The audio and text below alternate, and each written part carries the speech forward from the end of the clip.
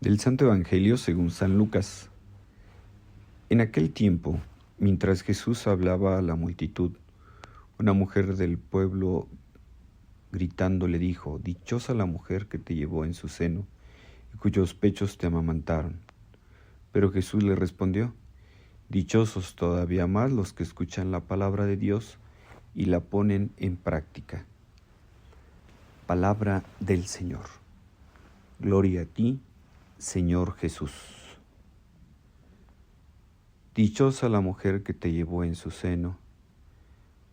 Dichosos todavía más los que escuchan la palabra de Dios y la ponen en práctica.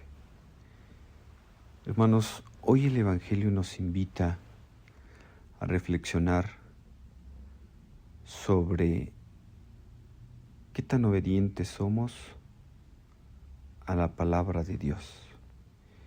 ¿Qué tanto ponemos en práctica los consejos, las orientaciones que nos da la palabra de Dios?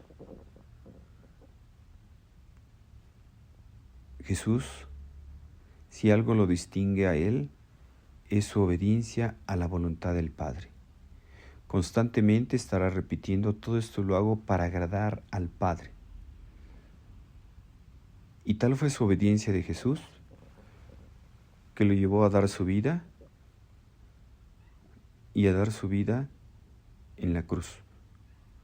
Es decir, una muerte ignominiosa, una muerte vergonzosa, ya que en la cruz morían los malhechores, la gente que había sido muy mala. Por eso a Jesús a cada lado le ponen a dos ladrones. Le ponen un ladrón, de cada lado, para hacerles ver a la gente que pasaba por ahí que si los que estaban al lado de Jesús eran ladrones, pues él también era un malhechor más. Bueno, su obediencia fue a ese grado, de dar la voluntad por agradar al Padre. ¿Qué tanto nosotros ponemos en práctica la palabra de Dios? Pensemos en la Santísima Virgen María, que se definió como la esclava del Señor, y un esclavo no tenía voluntad propia. Su voluntad del esclavo era hacer la voluntad del amo. Lo que decidía el amo, eso hacía. Si el amo decía: trabajas todo el día y no descansas, tenía que hacerlo. Si decía el amo: este día no comes, eso hacía. Por poner algún ejemplo.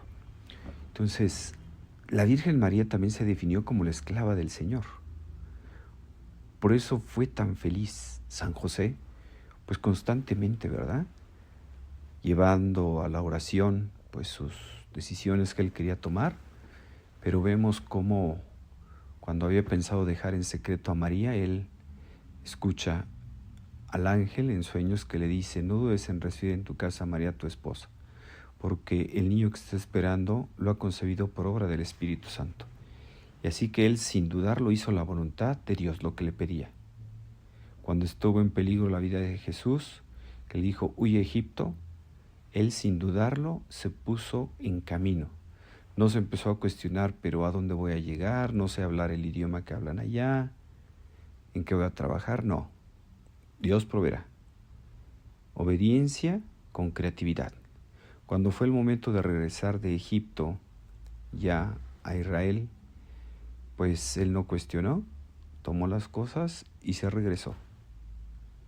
Entonces San José, hombre fiel, hombre prudente, que se esforzó en hacer la voluntad de Dios. De hecho, para entrar en el reino de los cielos, este es el requisito: hacer la voluntad del Padre, hacer la voluntad de Dios. No todo el que diga Señor, Señor entrará en el reino de los cielos, sino el que cumpla la voluntad de mi Padre. Esa es la clave de la felicidad. Dichosos, sinónimo de ser felices. Así que, hermanos, pues preguntémonos qué tanto hacemos la voluntad de Dios, qué tanto obedecemos a Dios. Muchas veces la gente incluso hasta se pelea con Dios porque dicen: es que yo le pedí a Dios y no me escuchó. Es que yo le dije a Dios esto y no me hizo caso. Bueno, la verdadera oración no es que Dios nos escuche, sino en que nosotros hagamos la voluntad del Padre. Así que a escuchar la voz de Dios y esforzarnos, con su ayuda obviamente, a ponerla en práctica.